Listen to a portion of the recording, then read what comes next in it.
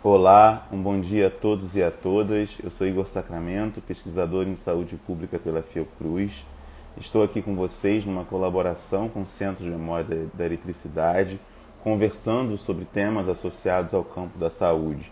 Nós estamos aqui desde o início da pandemia da Covid-19, discutindo sobre diversos temas e diversos assuntos envolvendo a saúde, com especialistas do campo da medicina, da enfermagem, da epidemiologia, da odontologia, da psicologia, mas também estamos conversando também com diversos outros pesquisadores e profissionais dos campos das ciências sociais e humanas que estão observando os impactos sociais em pesquisas da Covid-19 no acirramento de desigualdades sociais, em problemas no processo de educação e alfabetização de jovens, adultos. A gente vem aqui desde o início discutindo esses mais variados e diversos temas.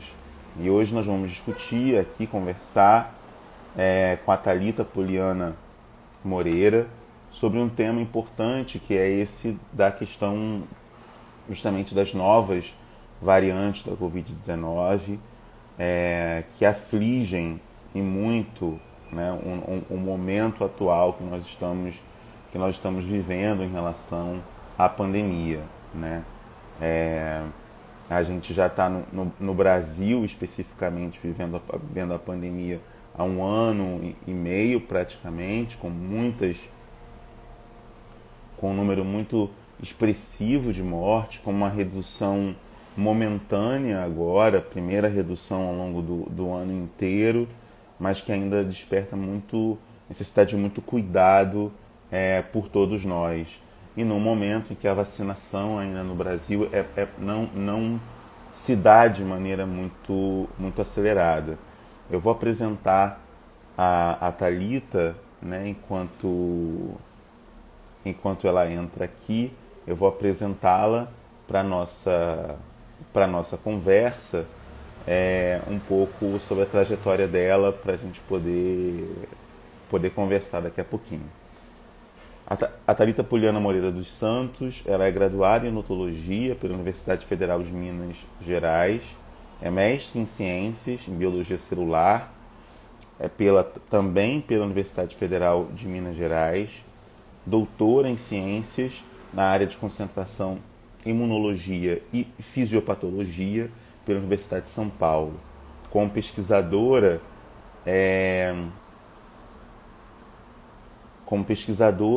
ela vem tratando especificamente de temas associados às áreas da patologia, utilizando diversas técnicas que focam na questão da cultura primária de neoplasias de cabeça e pescoço, modelos animais, de carcinogênese e inflamação. Então a gente vai tratar um pouco dessas questões e como que ela vem observando a partir da perspectiva dela, da experiência dela no trabalho com a imunologia, com a fisiopatologia. A gente vem observando essas questões. Agora que eu li, oi Thalita, bom dia. Agora que eu estou vendo aqui, você está dizendo que está com dificuldade de entrar pelo celular. Não sei se você tem tablet.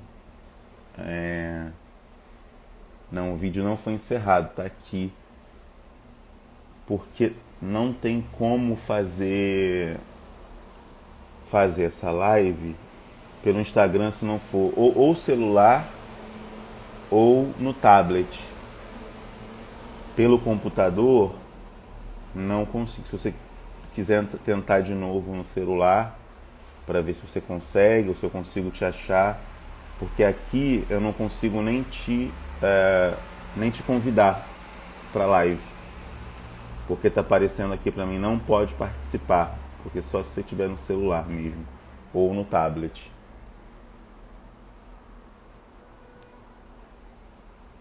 Aí caso você não consiga, você me avisa aqui, tá bom? Enquanto isso a gente aguarda, tá, gente?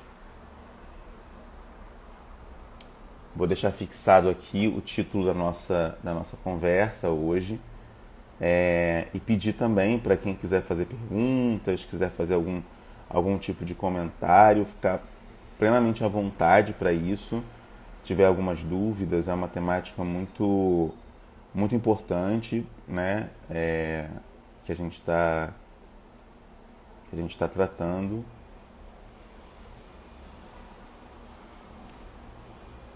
Tá bom, obrigado, eu aguardo aqui.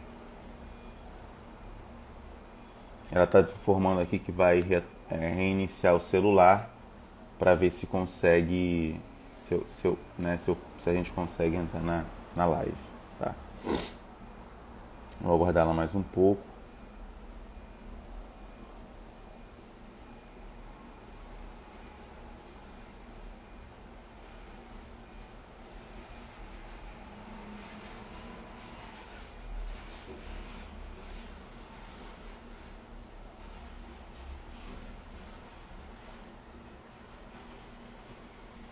Acho que sim. Agora eu consigo ver.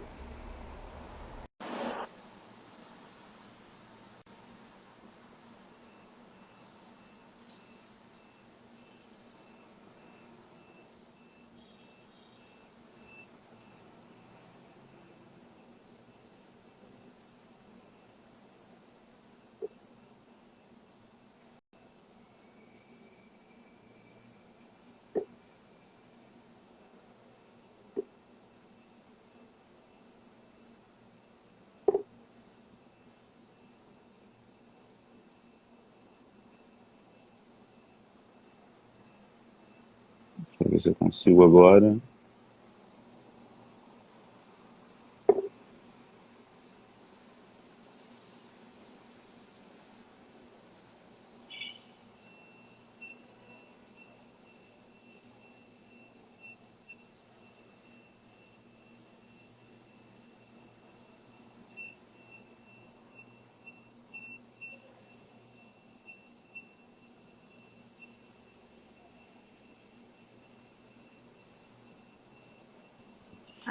Ah, pronto.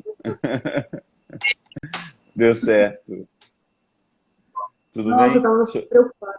Tudo Não, deu bem, certo. Isso você? acontece, isso acontece. É esse mundo que a gente está aí há um tempão imerso nessas lives, nesse mundo virtual.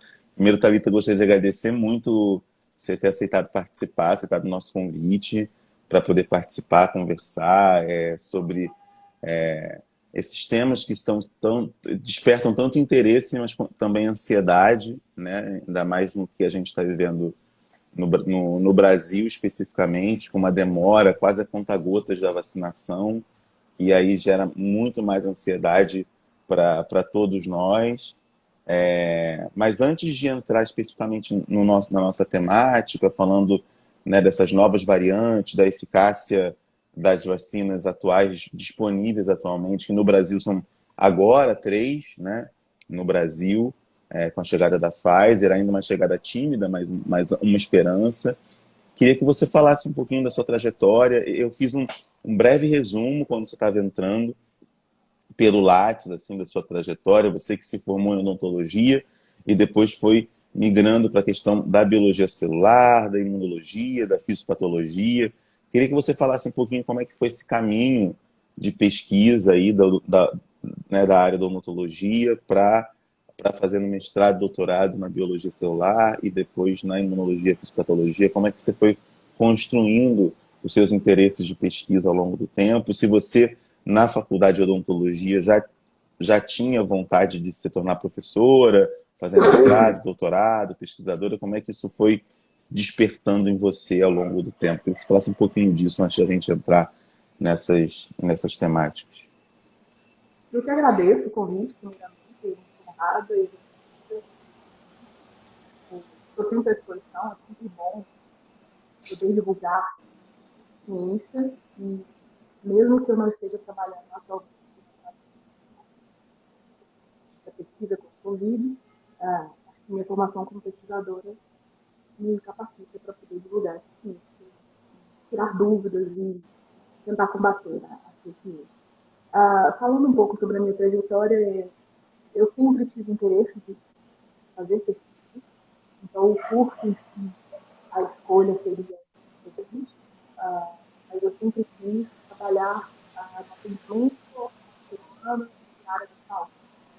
E, como todo jovem, a gente fica na dúvida entre medicina e odonto. Daí eu optei pela odonto e me apaixonei pela patologia já no primeiro período. Então, já no primeiro período, eu já iniciei em patologia e durante toda a minha graduação eu fiquei nessa área como professora de histologia e pesquisa. Durante toda a minha graduação, eu já tinha em mente que a minha trajetória seria uma trajetória acadêmica, que era o meu sonho.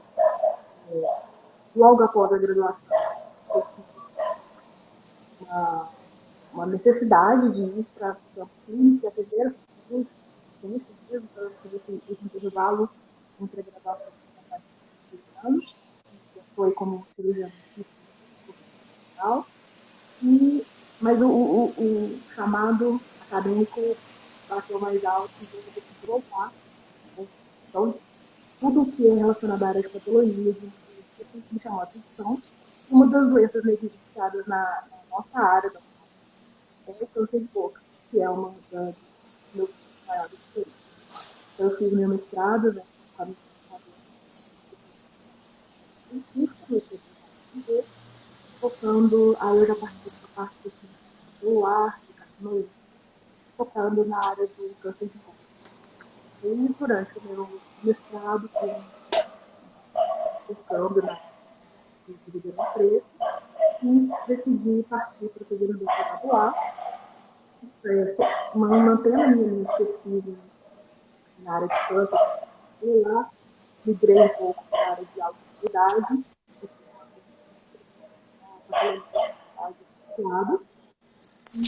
defendi agora recentemente, o ano passado, e agora estou voltando para pesquisa na área de ecologia populacional, e o Covid tem impactado um pouco um pouco da resposta imune, então não tem como a gente fugir da pesquisa com o Covid, mesmo que esteja associando ao. Então eu acaba que você tem que associar as duas áreas. O desenvolvimento de vacinas contra o Covid são tecnologias que são utilizadas para tentativas de transferência para a área do câncer. Então, Como você falou aí, que acho interessante, muitas pesquisas estão sendo impactadas, né, por conta da própria Covid, ou redirecionadas, ou até mesmo pesquisadores que não eram especialistas nisso. Acho muito difícil, né? Acho que ninguém era especialista, as pessoas foram se tornando ao longo da própria pandemia, por ser um vírus novo e etc. Mas eu queria que você falasse um pouco do ponto de vista da patologia, né, que é uma das suas especialidades, né, que você falasse um pouco do ponto de vista da patologia. Primeiro, explicasse um pouquinho para quem não conhece o que é esse campo da patologia, né, quando a gente pensa em saúde, e do ponto de vista da patologia, explicar um pouco a própria Covid-19, os desafios que ela colocou para esse campo do conhecimento, particularmente já que nós já temos aí um acúmulo de conhecimento de um ano e meio praticamente de pandemia, então muita literatura, muita bibliografia já foi circulada, muitos estudos já foram feitos em relação a isso, mas queria que você falasse um pouco do ponto de vista da patologia, quais são os desafios e as implicações da própria Covid, mas antes explicar um pouquinho o que é a patologia. A patologia nada mais é que o estudo das doenças. Então, aí nós consideramos o nosso organismo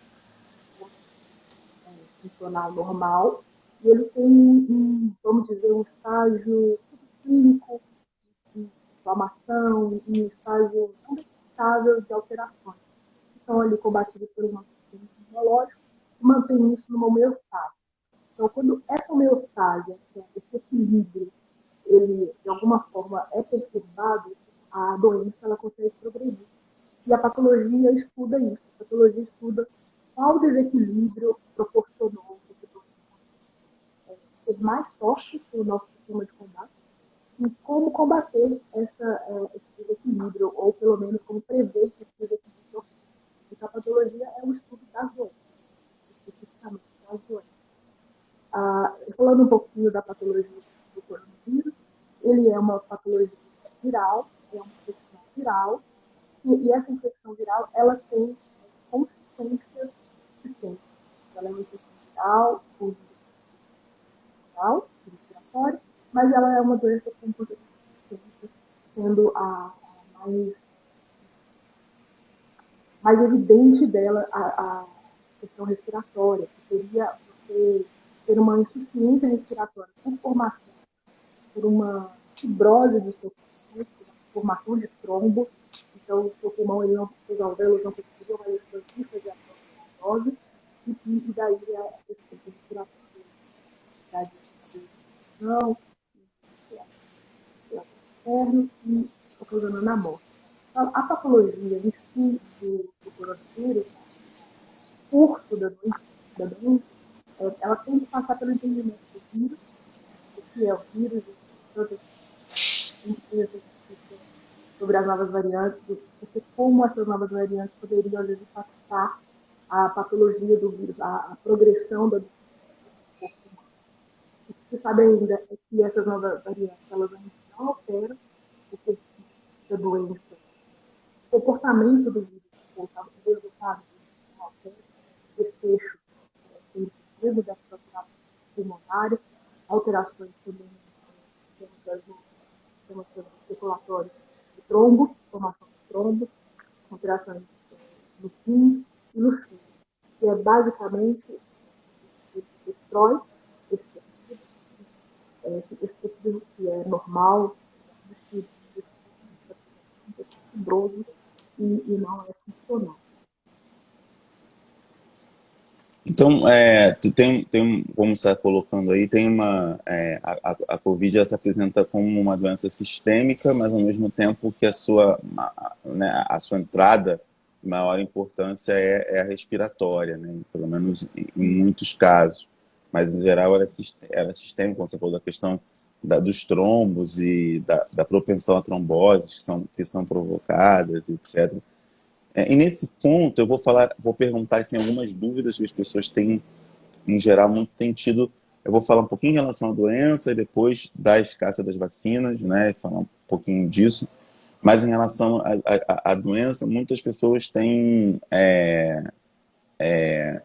duvidado, né, do diagnóstico de Covid. Tem sido muito comum. Todo mundo morre de Covid agora, entra no hospital e morre de Covid, etc. Queria que você falasse um pouco aí do seu ponto de vista, né, como pesquisadora, cientista, o que isso significa, assim, né, em termos de, né, é uma doença nova que se apresenta com várias facetas, então pessoas que podem ter insuficiência renal às vezes e está associado à COVID, esse processo pode ter uma pneumonia aguda e isso está associado à COVID também, né? Em alguns casos, até mesmo algum acidente vascular,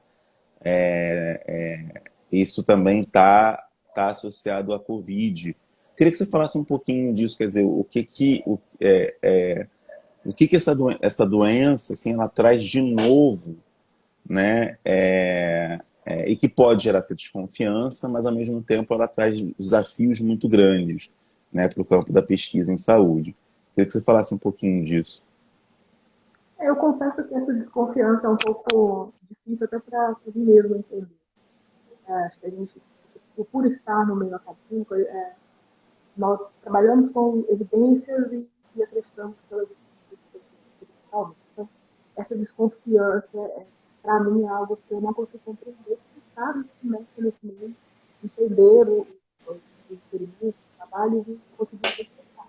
Então, eu imagino, talvez uma deficiência das pessoas de conseguirem interpretar um experimento como se é feito, ou a divulgação encontrada de informações. Eu acho que é um somatório fatores que contribuem para essa informação e essa confiança. Então, talvez também o não haver, por ser novo, tanto para nós, não haver um sinal característico clássico da Covid único, que não somente inicialmente fixou-se muito na perda de paladar, do olfato, mas à medida que fomos estudando, fomos vendo alterações tanto psiquiátricas quanto motores. Então, existem diversos outros sinais, outros sintomas que são ocasionados em decorrência da Covid e que estão sendo descobertos à medida que elas vão acontecendo no genoma para a doença, e aí isso, eu acredito que proporciona essa desconfiança da população. Porque realmente, à medida que nós estamos aprendendo, está sendo divulgado, está sendo combatido pelas pessoas, elas querem algo único, pronto, uma resposta única. Pode ser complexo ou múltiplas, talvez. Essa desconfiança, para mim, é muito.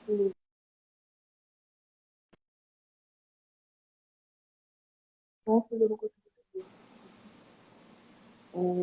Eu só entendi um pouco da segunda pergunta, eu esqueci de anotar. Era a segunda Não, parte. não, que eu tava, que acho que você respondeu justamente isso, pô, que perguntei da desconfiança em relação a uma doença que ela é sistêmica, apresenta muitos sintomas, né? Você falou muito bem, e que não tem uma, digamos assim, você usou a expressão, né? Um padrão específico muito bem definido do que esperar do paciente com Covid ou não.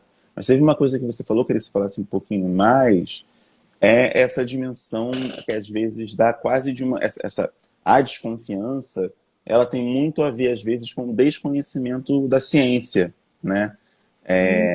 E de como ela se dá, quer dizer, desconfie-se, porque se a gente for pensar, uma gripe eu conheço, mas eu conheço pela experiência, né? Porque se a gente pensar que uma gripe, ela pode levar pessoas a óbito, inclusive, como leva no mundo inteiro e muito significativamente também.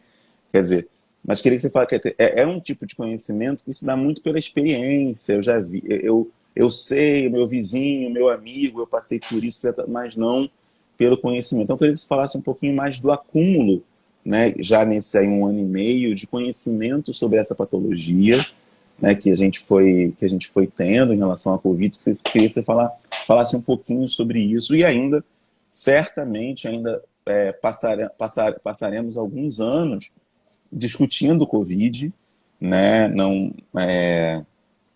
e outros achados serão feitos por conta da pesquisa, mas queria que você falasse um pouquinho desse acúmulo, assim, né, se a gente pensar em várias, tanto em medidas profiláticas que mudaram ao longo do tempo, tanto na própria compreensão da doença, antes muito vista como respiratória, e depois, como você bem explicou aqui para a gente, tem uma dimensão sistêmica maior, pode atingir outros órgãos, outros sistemas do organismo, etc. Eu queria que você falasse um pouco, em linhas gerais, desse acúmulo de conhecimento que a gente já tem hoje sobre o Covid.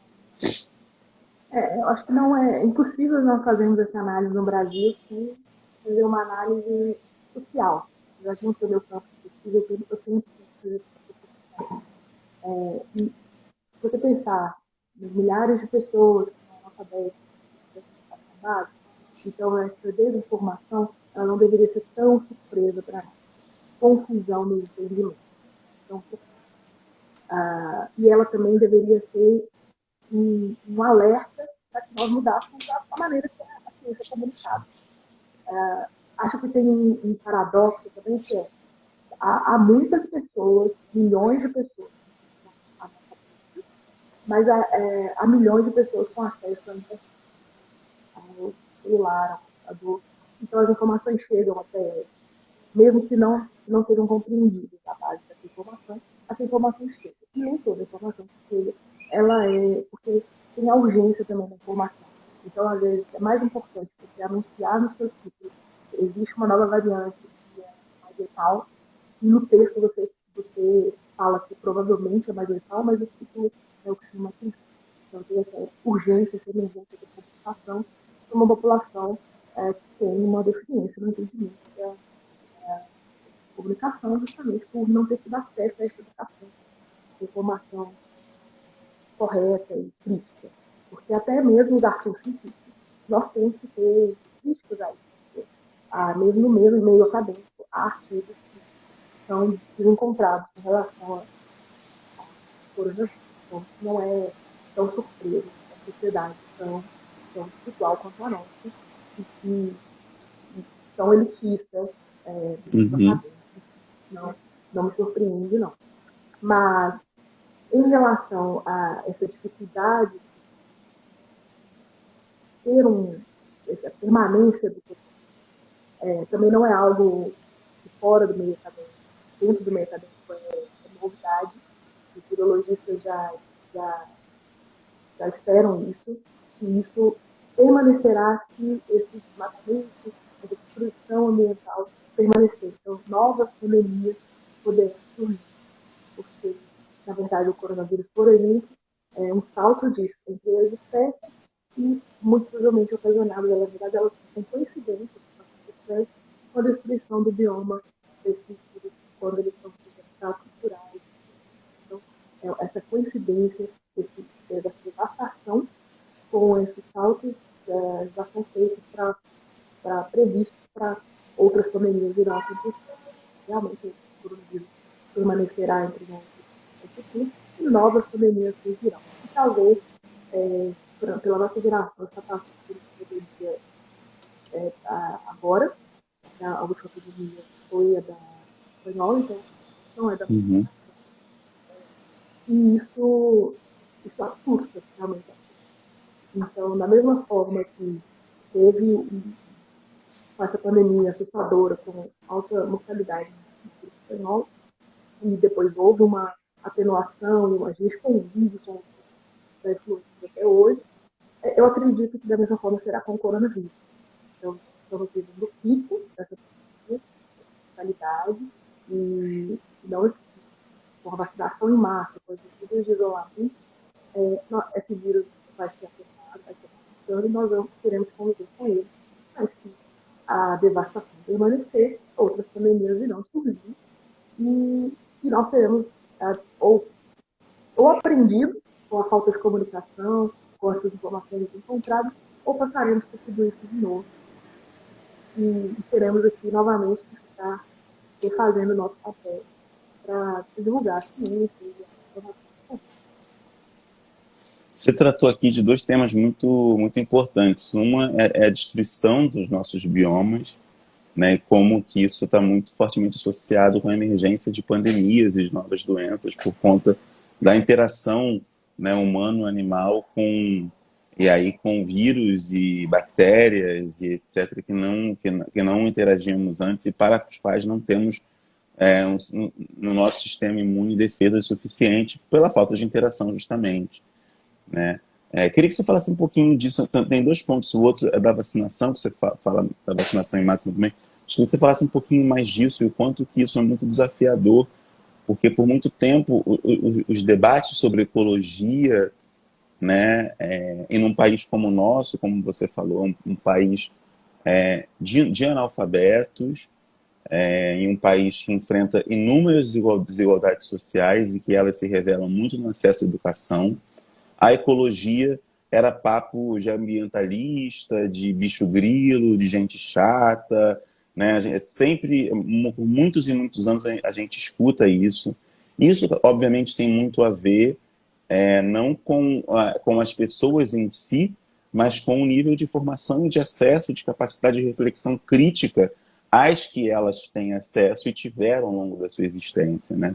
Então, não é chamar ignorante, é burro, etc. Não é isso. É uma questão justamente do acesso e do enfrentamento, ou pelo menos mitigação dessas desigualdades que no Brasil a gente vive isso em sobressaltos. Quando a gente acha que avançou um passo, a gente retrocede 20, 50, 1000, né, em relação ao acesso universal à educação gratuita e de qualidade, né? Sem pensar também na saúde gratuita e de qualidade. Mas queria que você falasse um pouquinho disso, da importância dessa reflexão sobre essa interação humano e animal, né, num contexto de destruição das nossas florestas, dos biomas, das nossas... E a gente está vivendo no Brasil algo muito grave, né, em termos de desmatamento das florestas, especialmente da floresta amazônica, é um laboratório a céu aberto, né, em termos da possibilidade de novas pandemias, de novas doenças, etc., ainda mais quando se mexe com um ecossistema tão complexo como é o ecossistema amazônico. Né? Enfim, queria que você falasse um pouquinho disso. Eu acho que, só pegando um pouquinho da sua fala, essa desinformação, essa falta de educação, eu acho que isso é um projeto mesmo. O acesso à informação é um projeto que tem sentido, na verdade, então não me espanta aqui.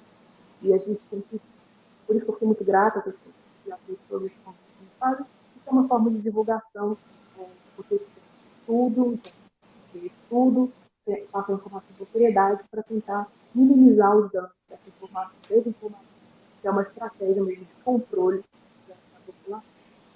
Em relação à ecologia, eu não sou uma estudiosa da ecologia, a gente tem estudado, aprofundado na ecologia por conta do coronavírus, que é o que chama a atenção disso, né? Esse salto do coronavírus do morcego tanto para humanos e alguns estudos têm mostrado também para pets, cachorros e gatos, é algo em decorrência da destruição do habitat natural desses morcegos. E também por causa dos nossos hábitos alimentares. Estou se equivocando pelo veganismo, mas são consequências de hábitos alimentares. E também, eu acredito que seja uma parte, pelo menos uma porcentagem, em consequência da desvalorização, tanto da ecologia quanto da virologia, porque o estudo dos viromas desses animais, elas conseguem predizer a probabilidade desse faltar em que espécie, infectar e qual seria a sensibilidade e a virulência desse vírus que eles causam. Então, investir em educação, investir em pesquisa, tanto na área da ecologia quanto na área da biologia, são questões inerentes ao capitalismo, porque se é o capitalismo para esse bioma, haverão consequências na saúde, e isso é extremamente importante.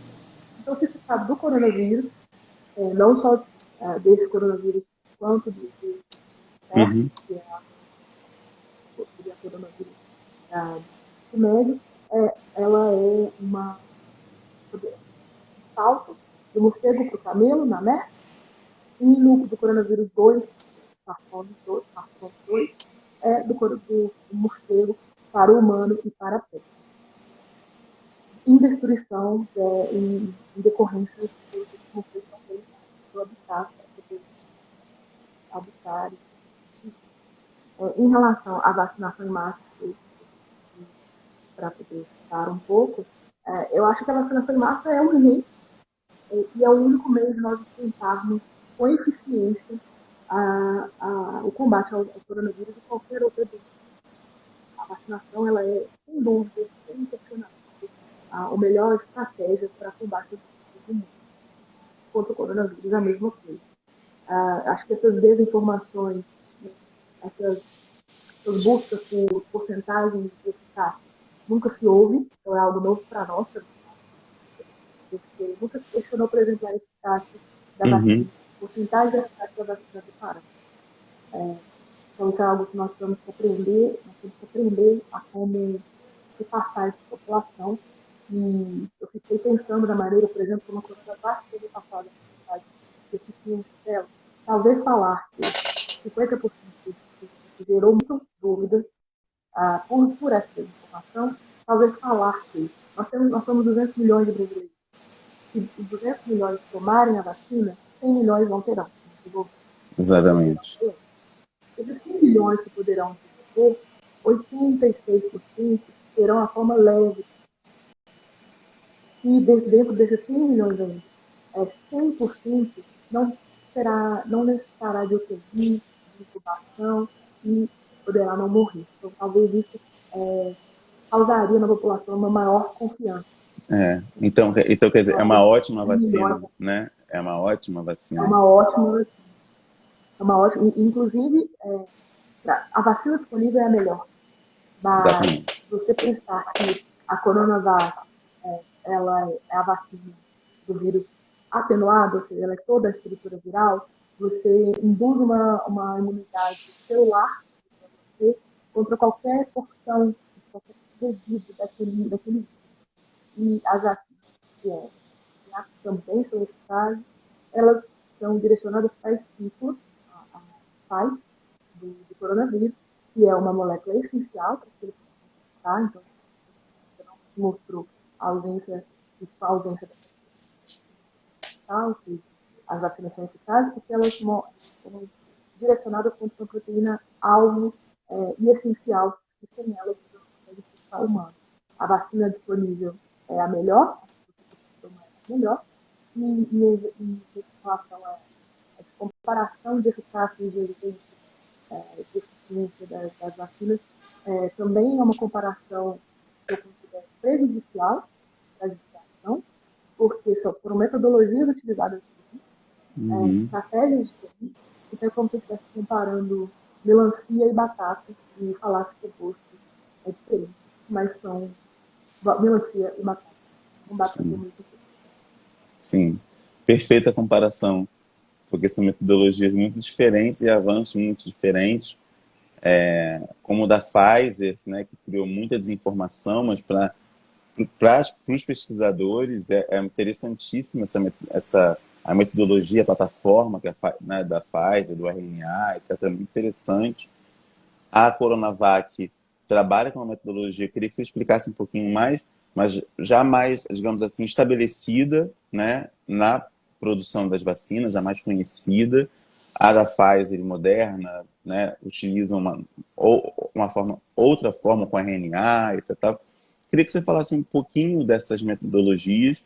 Hoje, no Brasil, nós temos disponível apenas três, né? A Coronavac, aí com dificuldades por conta do IFA e todo o prejuízo que... Hoje falar de saúde é também falar de política, né?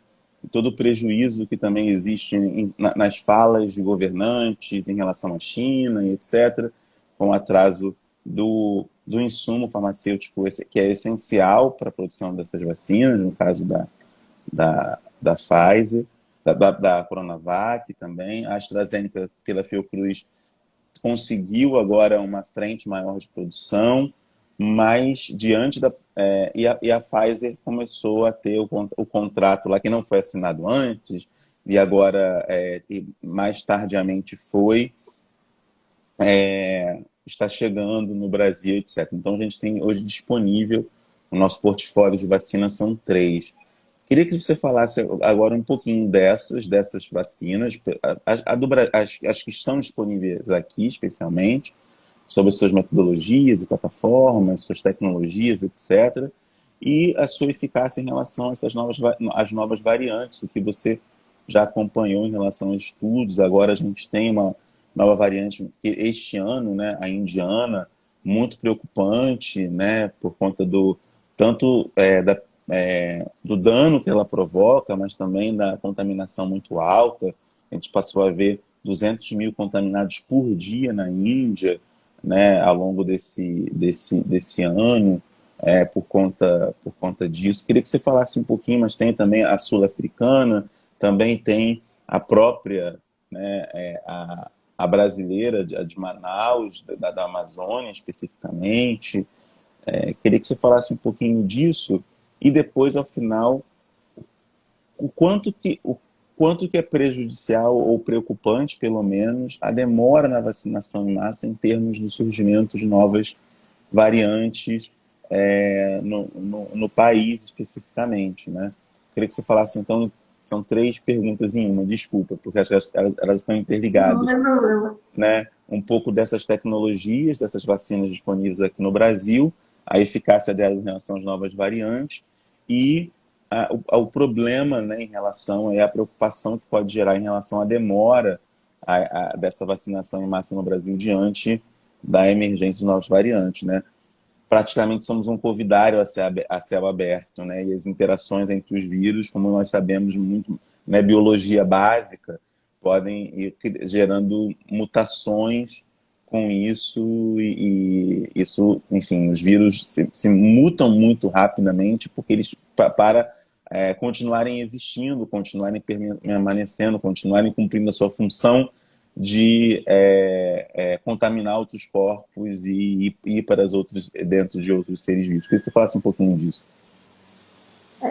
A Coronavac, ela usa uma plataforma já bem estabelecida no Brasil, há décadas, que é a mesma utilizada para pesquisa para vírus.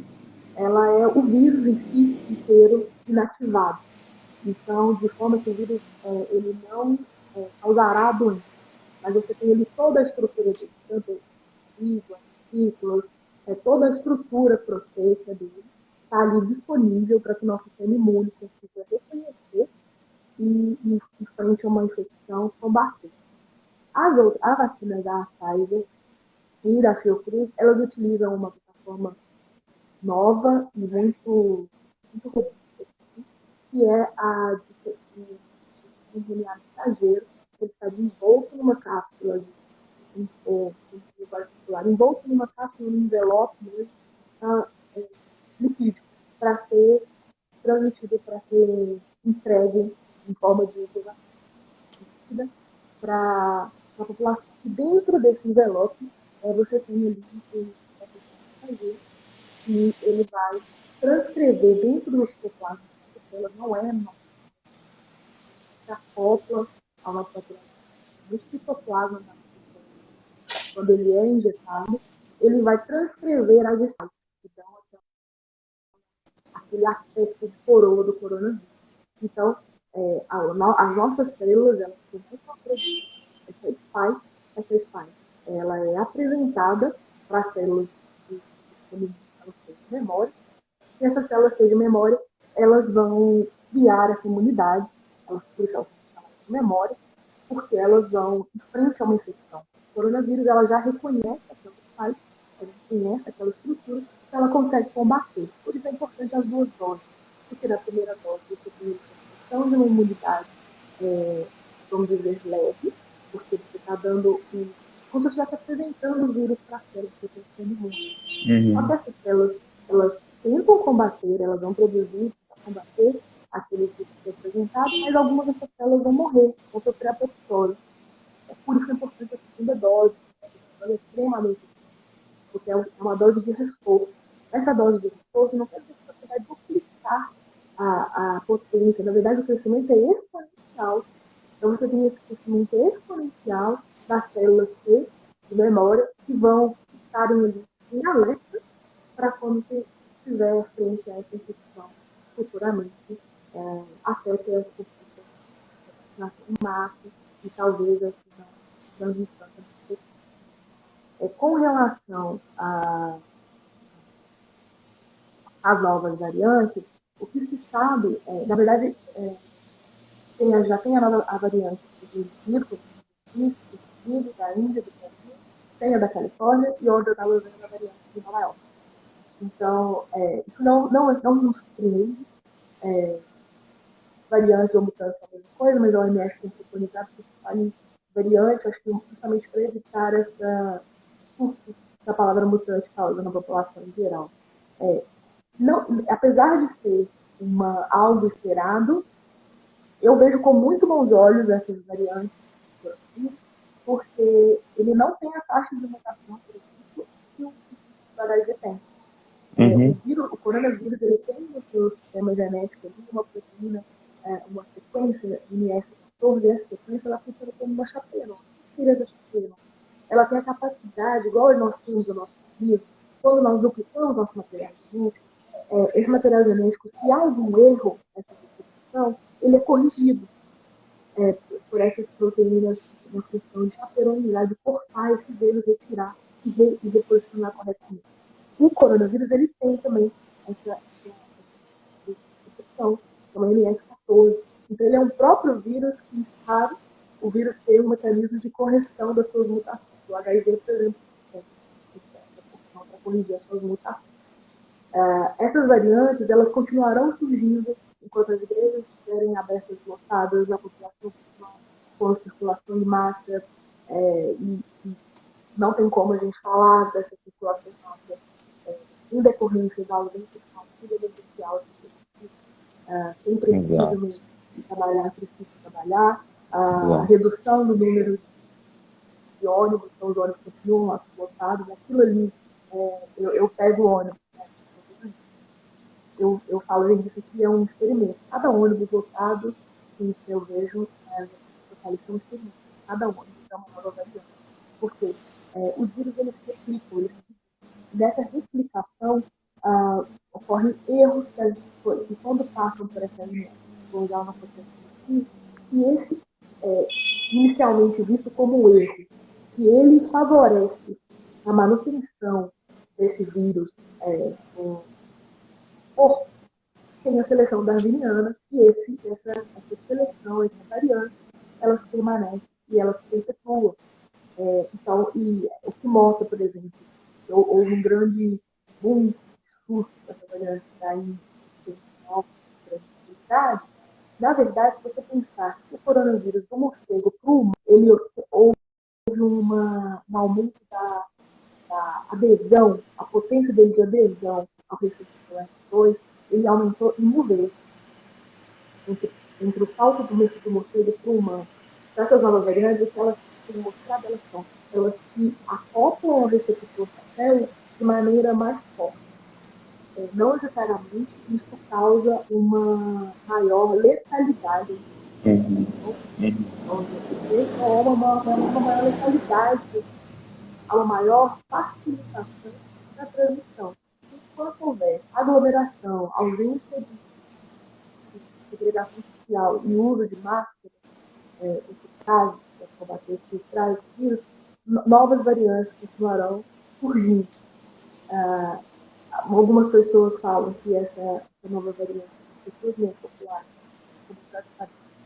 que as pessoas elas estão ficando mais suscetíveis a essas variantes. Isso ainda não se sabe. Sabe que essas novas variantes, elas transmitem mais rápido. A potência delas de infectar outras células é mais rápida que as outras variantes. Isso faz parte da função desse vírus, dessa mutação. Isso não é algo inesperado pela comunidade científica, é algo esperado, mas a gente vê com muito bons olhos a existência desse imunidade, e mesmo nessas mutações, são variantes que não podemos fazer. E o vírus tem, estranhamente, esse mecanismo de se corrigir para evitar sua alta taxa de mutação. Mas o que, talvez para sensibilizar um pouco mais a população, o que a gente deve pensar é que as vacinas, elas têm se mostrado cerca de 70% de taxa de memória de células T. Então, se a neutralização por anticorpos, as pessoas fazem o teste na farmácia e querem ver se tem vírus ou não, aquilo não deveria ser parâmetro, ao meu ver, para determinar se a pessoa tem muito ou não aquele vírus. A imunidade mais importante, a imunidade T, é a imunidade de células T, que acessa tanto a vacina, a Pfizer e da AstraZeneca, elas são eficazes, demonstradas taxas elevadas e têm ficado muito felizes com essa experiência de no mínimo 6 meses para outros coronavírus, não esse coronavírus, outros há algumas vacinas que elas produzem uma imunidade de até 5%. Então, por isso que não tem como a gente dizer por quanto tempo essa vacina vai ser eficaz, vai induzir a resposta de memória, porque ainda estamos em curso.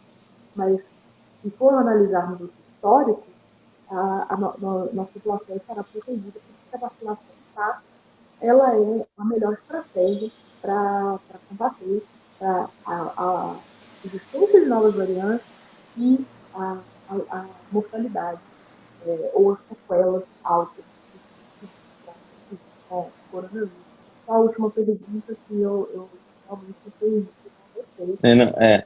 A última, não, a última pergunta você acabou respondendo, que era que era em relação a o quanto que a eficácia das vacinas em relação a essas novas variantes que estão surgindo. E você já disse que, né, até agora tem se observado, até pela própria configuração do novo coronavírus, de corrigir seus erros de mutação, então as variantes, as vacinas disponíveis também têm protegido e imunizado as pessoas em relação às novas variantes. Se você quiser falar mais alguma coisa sobre isso, mas era justamente isso que eu perguntei na última.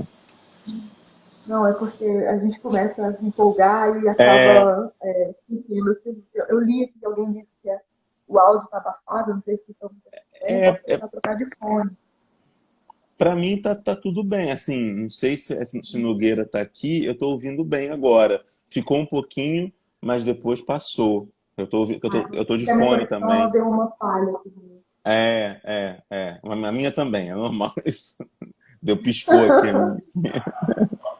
normal que a gente está vivendo.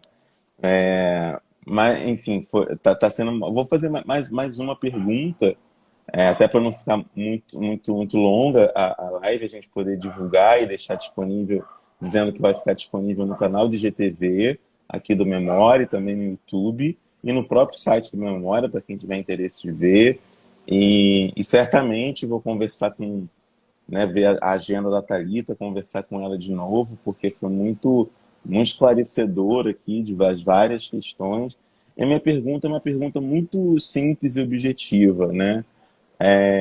E tem a ver com o que você já falou. Para nós, a vacinação é a resposta, né? É a maior forma de prevenção e de controle desse vírus. Quando a gente acompanha outros países do mundo, como os Estados Unidos, né, que estava com um presidente que oscilava ali, hein, né, vacilava no controle do vírus, e a mudança de presidente fez com que os índices dos Estados Unidos diminuíssem muitíssimo e aumentassem aqueles que são mais importantes, que é o percentual de pessoas vacinadas no país. Então, a pergunta que eu te faria era o caminho para um controle, para diminuir a tristeza com as mortes e perdas que a gente está tendo no Brasil, é a vacinação em massa, né? Sim, eu concordo. É uma tristeza isso politicamente, que a gente é muito triste, não tem como a gente não se abalar, mesmo que a gente se torcendo, né? Porque realmente são coisas maiores que nós vamos combater. Então, a informação talvez seja uma forma da gente trazer um alento para nós, né, que estamos aí preparados. Inicialmente, a vacina não é algo que seja em massa, sendo realista, não, demora ainda 2 anos, e continuarmos então, será em 2 anos. O que eu costumo falar para as pessoas, divulgar o uso da máscara em 95. Ela tem sido uma boa estratégia, porque a gente luta com a arma que tem. Então, enquanto não houver vacinação em massa, que é um único mês, nós não temos a permanência do o uso da máscara e os cuidados que precisa para quem né, pode ficar em casa. Para quem tem esses trabalhos muito essenciais, na verdade, é essencial para a burguesia, mas não é essencial para a população. Uhum. Então, que eles, que não é algo inacessível, uma condição socioeconômica um pouco inferior, e eles, eu achei que eles falam, essa é aquela máscara de rico. Não é. A máscara tem sido, ela teve sim um salto, um custo enorme, mas você consegue ainda encontrar essa máscara em 95 por R$ 3. Você consegue usar essa máscara durante muito tempo, você não precisa ter uma por dia, você vai trocar, se você tiver 5, você consegue usar uma por dia, na outra semana você você só não pode lavar. Então, inicialmente, a estratégia é uso de máscara de 90, evitar aglomeração, mentira, e lavar as mãos. E, politicamente, cobrar que haja vacinação em massa. Esse é o único meios de acabar, de controlar as pessoas. Todos nós tivermos vacinados, isso é algo que vai impedir que, ou dificultar a novas mutações, porque se fizerem, aparentemente ele não vai deixar de existir. Uhum. Assim como não deixou de existir a sarampo. Sim. A sarampo é uma doença que permanece, mas ela permanece controlada. Então, é esse o nosso objetivo. Que as pessoas sejam todas vacinadas para que haja um controle dessa doença que vai permanecer, inclusive o trabalho que traz que, apesar de estar havendo uma confusão aí da reinfecção ou permanência do vírus, os trabalhos científicos mostraram que é uma permanência, dificilmente você vai ter uma infecção e é muito difícil você analisar uma infecção. Então, você teria que analisar uma pessoa que foi infectada, sequenciar esse genoma do vírus e se essa pessoa apresentar a doença novamente, analisar o sequencial genoma do vírus daquela nova manifestação da doença. E aí você poderia dizer que tem infecções que os genomas são diferentes. Isso não tem sido feito.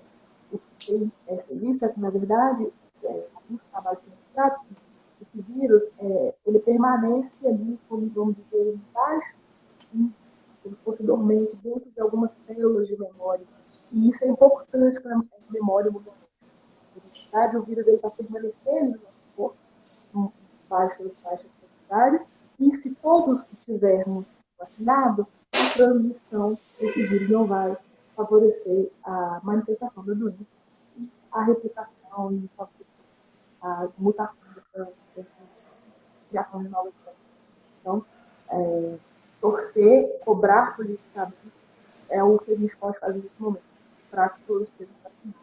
E só assim, para se ter a imunidade geral, eu não gosto de usar a imunidade obrigatória, para ter a imunidade geral, então se pode apostar que todos serão testados para que tenha imunidade geral. Se tem imunidade geral, você pode ter imunidade geral dela, mas com alta taxa de mortalidade que nós estamos em sequelas que ainda estamos escrevendo, não se pode apostar nessa imunidade, porque é brincar de roleta russa. Exato. Não é isso que nós desejamos. Exato. Thalita, muito obrigado. E que a imunidade geral seja vacinação para todas e todos. E, como você bem disse, enquanto isso, a gente cobra politicamente, mas se protege da melhor forma possível, que é o uso de máscara. Você bem falou que a N95 ela é mais eficaz, ela é acessível. Vou deixar aqui uma dica do site Máscara para Todos, que diz que tem um conjunto de farmácias, empresas, né, lojas que vendem N95 num preço muito justo, porque tem alguns lugares vendendo N95 de maneira muito abusiva, né, o que diz muito do capitalismo, mas a N95 não é uma máscara cara e ela pode ser utilizada de modo melhor. Mas para quem não puder, né, use 2 máscaras de pano, né, que há uma eficácia muito alta no controle do vírus. Eu gostaria de agradecer muitíssimo pela sua explanação, foi uma aula em que a gente possa conversar de novo, espero que num contexto mais tranquilo, mas de qualquer modo agradecer a você por compartilhar a sua experiência e conhecimento na defesa da ciência, do SUS e na circulação de informação de qualidade e segura para a população. Thalita, muito obrigado. Obrigado mesmo. Eu que agradeço. Eu agradeço de verdade, muito honrada por esse convite. Confesso que eu estava nervosa, mas eu agradeço. Foi ótimo. Estou sempre para mim é uma honra poder fazer o que eu amo, o que eu faço, e divulgar e contribuir para que mais pessoas possam combater a desinformação. Eu acho que é uma grande doença. Então, muito, muito obrigada de verdade por esse convite. Eu agradeço muito. Gente, até quarta-feira nós continuamos com a nossa série de lives sobre saúde aqui no Memória. Tchau, tchau, um abraço para todos, se cuidem, usem máscaras.